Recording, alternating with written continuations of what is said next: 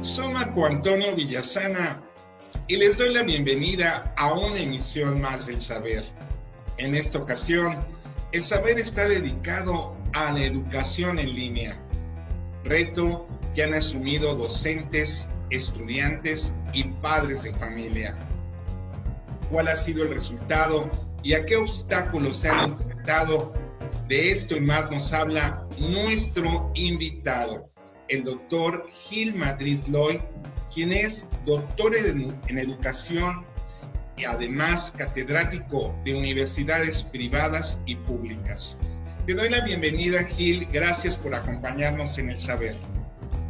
Gracias, Marco. Siempre es un placer estar en compañía contigo, con tu equipo, en El Saber que tanto difunde el hacer de los potosinos, de los mexicanos hoy en día. Gracias, estoy a tus órdenes. Gil, nos gustaría que nos platicaras cómo fue Gil el niño, este hombre que nació en Tanquián, en la Huasteca Potosina.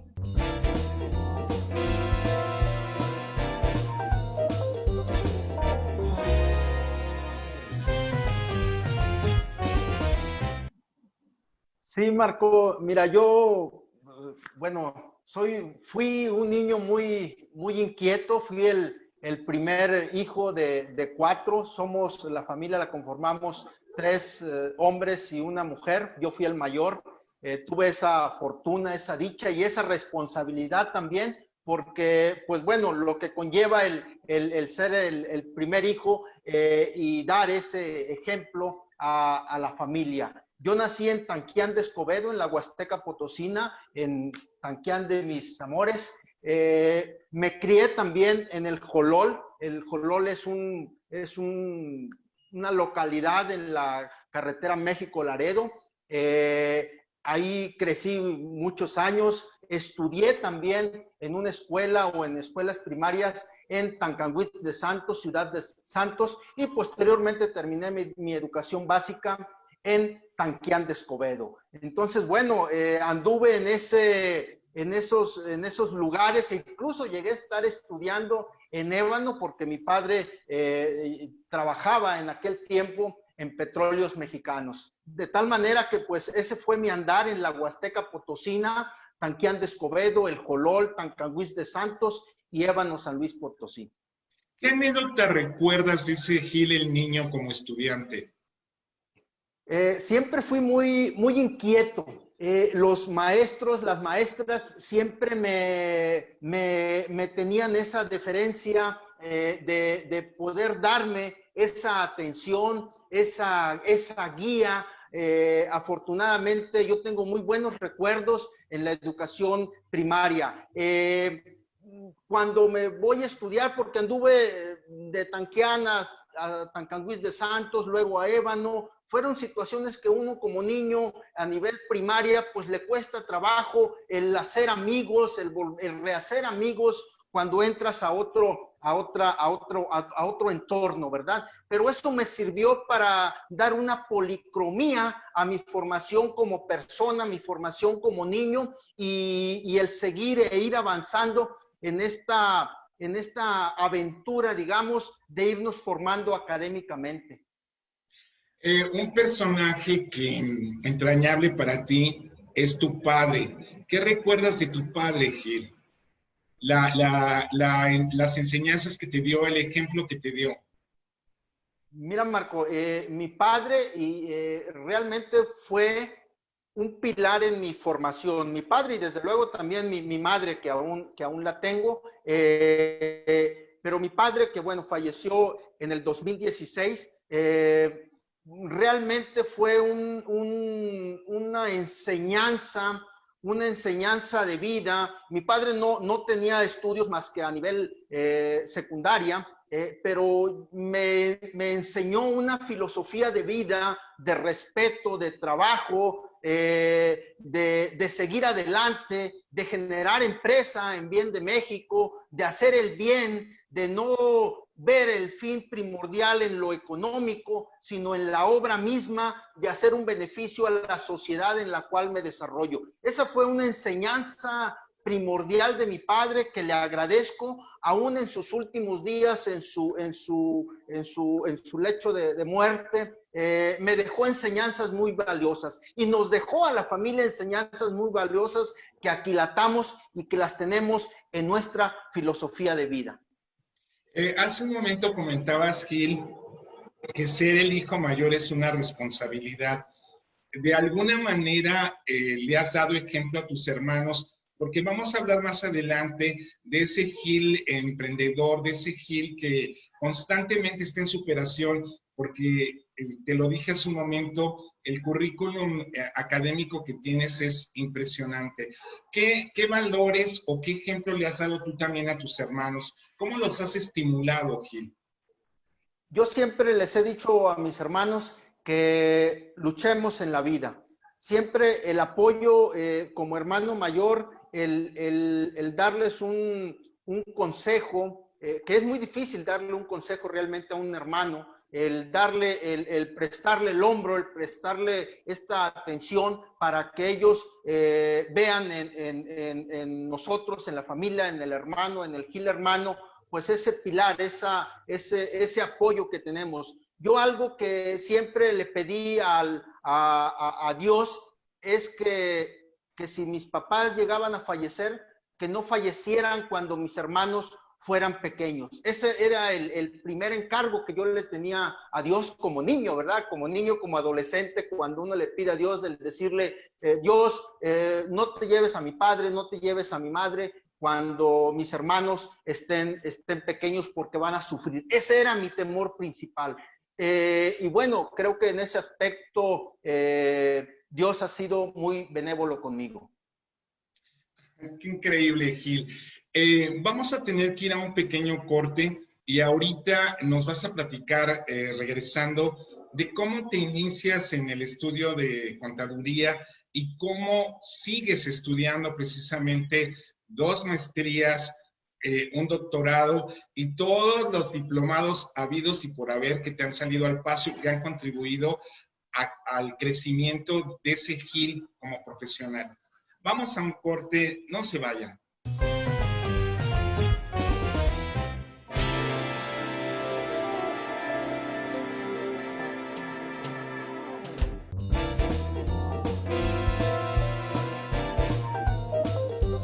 Continúa nuestra charla con Gil Madrid Loy, originario de Tanquián, en la Huasteca Potosina, y un profesional que no se ha detenido en su desarrollo y en el estudio.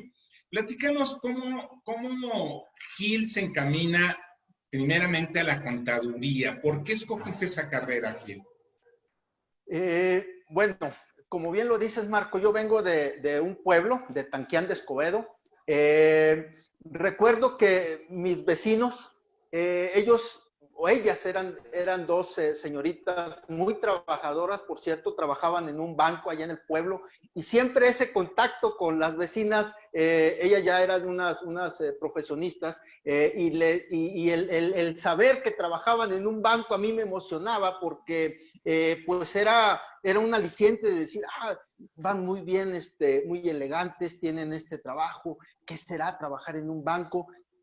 Y de ahí empieza mi conexión con esos números, ¿no? Ya de ahí mi papá empieza a investigar qué era la contaduría, digo, porque te estoy hablando de hace 25 años, ¿verdad? No sabíamos tanto, mis padres no sabían tanto qué era la contaduría, y me empiezan a gustar los números. Y de ahí, pues bueno, yo decido estudiar para contador. Me vengo aquí a San Luis Potosí, emigro de Tanquián a San Luis Potosí, en donde estudio en la Universidad Autónoma de San Luis Potosí, en mi alma mater, en la Facultad de Contaduría y Administración, y ahí estudio para contador público. Y realmente es una maravilla, porque a mí me sigue gustando la contaduría pública en todas sus vertientes, en todas sus ramas, y yo creo que si volvieran a hacer, y digo, es una frase que se suele usar mucho, pero tal vez volvería a decidir estudiar una carrera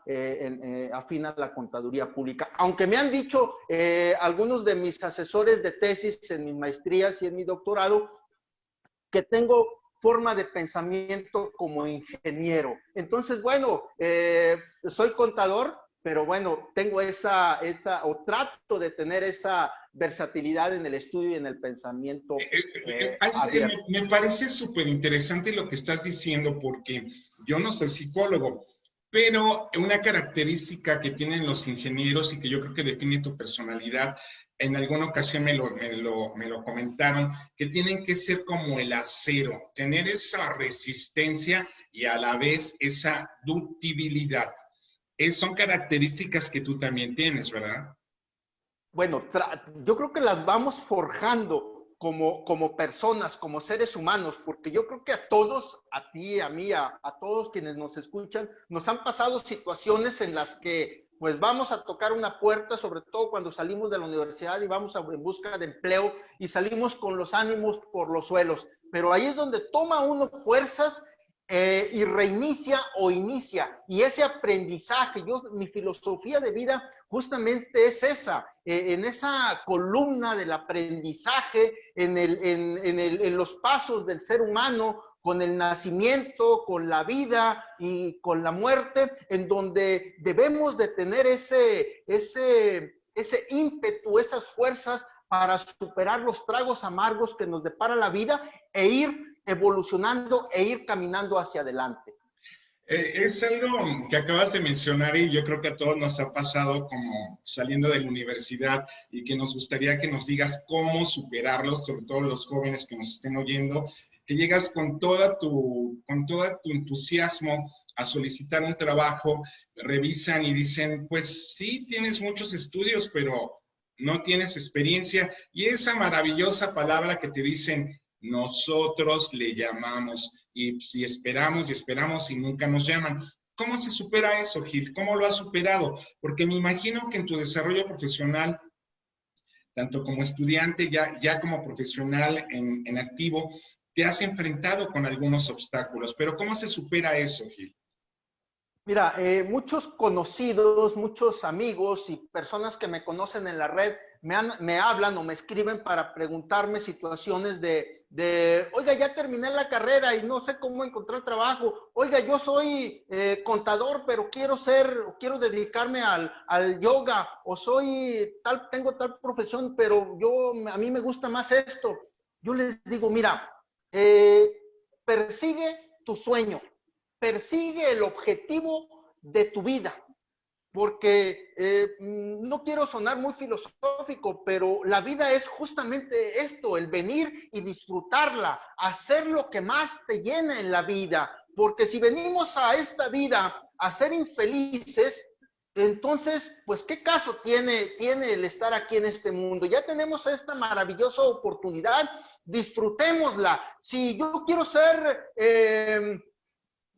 maestro de yoga, dedícate a ser maestro de yoga. Si tú deseas ser, yo les digo, si deseas ser panadero, pues dedícate a ser panadero. Esa es la filosofía de vida, el que te dediques a hacer lo que te hace feliz, porque ahí, en eso estamos. Eso es la vida, disfrutar lo que ustedes mejor hagan, lo que ustedes mejor consideren que están aptos para hacer. Esa es justamente la mejor filosofía de vida. O sea que lo primero que tengo que hacer es definir mis sueños y hacia dónde voy, tenerlo como muy claro, ¿no? Definitivamente muy claro. Yo les digo, mira, tú mejor que nadie sabes a qué te quieres dedicar. Tú mejor que nadie sabes qué es lo que te llena, qué es lo que te hace feliz en esta vida, qué es lo que no te va a costar levantarte a las 5 o 6 de la mañana para hacerlo en tu día a día. Entonces, en la medida de que hagas tú eso con una dedicación, vas a ser feliz. Porque ¿qué caso tiene tener la mejor oficina con el mejor paisaje, pero si vas a ir a esa oficina y no la vas a disfrutar porque no te agrada tu trabajo? Entonces, esa no es una felicidad en el trabajo, no es una felicidad en la vida. De tal manera que vamos a dedicarnos a hacer en la vida profesionalmente Y profesionalmente me refiero no necesariamente a tener un título universitario, sino a dedicarte en esta vida a hacer lo que mejor te haga feliz. El tiempo en la televisión nos carrerea, pero ahorita regresando, Gil, nos hablas, terminas la carrera de contabilidad, sigues con 2 maestrías y luego un doctorado. Vamos a un corte, no se vaya que este hombre nos está compartiendo su historia y es de lo más interesante.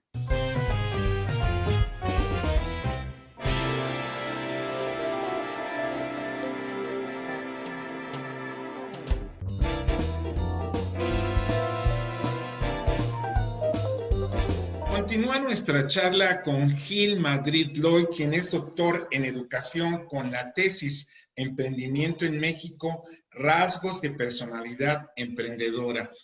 Gil, nos estabas platicando, una vez que terminas la carrera de contador público, sigues estudiando. O sea, hay 2 maestrías, un doctorado y una infinidad de diplomados. Platícanos de eso, Gil. Mira, Marco, yo soy afortunado. Realmente cuando llego aquí a San Luis Potosí, termino mi carrera, me rodeo, tuve la fortuna de trabajar con personas muy profesionales en la materia de la contaduría pública. Debo agradecer, siendo sincero, a estas personas que ayudaron en mi formación. Uno de ellos fue el contador Daniel Morín, que me inculcó el hacerme socio, por ejemplo, del Colegio de Contadores Públicos, del Instituto Mexicano de Contadores Públicos, como un contador público colegiado, de tal manera que sigo esa formación académica en el Colegio de Contadores, llego a certificarme como profesionista de la contaduría pública, es decir, certificado en aquel tiempo para ejercer la profesión en el ámbito del Tratado de Libre Comercio, estoy hablando de aquellos años, ¿no? Y ahí, bueno, mi impulso para seguir estudiando posgrados, en este caso las maestrías, los diferentes diplomados que estudié tanto en materia fiscal como en materia de desarrollo organizacional, emprendimiento, todo este tipo de diplomados. Pero yo debo agradecer a estas personas con las que me rodeé, el contador José Luis Bautista, la contadora Olga Alicia, de quienes obtuve todo este bagaje, toda esta guía para poder yo pues seguir una formación profesional colegiada. ¿Qué les has aprendido a ellos? ¿Qué te aportaron ellos aparte de este deseo de profesionalizarte todavía más? ¿Qué virtudes tienen ellos? Yo a ellos les aprendí el trabajo. Trabajar, trabajar y trabajar. El formarnos, el estudiar, el ser un profesionista con ética, el ser un profesionista tanto a las organizaciones como a las personas que se les dé asesoría, aplicar esos conocimientos con la ética suficiente en el ramo de nuestra profesión. Esa ética habla de honestidad, esa ética habla también de dar lo mejor de nosotros mismos. Sin duda alguna, dar lo mejor como profesionistas. Yo creo que actualmente la sociedad reclama que los profesionistas en todos los niveles, en todas las áreas, tengamos esa ética suficiente como profesionales para poder desarrollar eficiente y eficazmente nuestra labor en los diferentes ámbitos. Ya no se diga en el ámbito de la contaduría pública, que cada año nos pide el Instituto Mexicano de Contadores Públicos a los profesionistas que estamos certificados cumplir con ciertas horas de capacitación al año para poder ser sujetos de ese refrendo en la certificación de nuestra profesión. Esto habla de una profesión colegiada, de una profesión que cada día está en construcción para una mejora a las diferentes organizaciones en México. Gil, con toda tu experiencia como profesional y como catedrático en universidades públicas y privadas, ¿cómo contemplas esta nueva posibilidad, este reto de las clases en línea? Esta es una situación que se veía venir hace algún par de años. Es indudable. Perdón, se venía a venir, no estamos hablando de la pandemia, o sea, ya era como utilizar esta herramienta hace años atrás.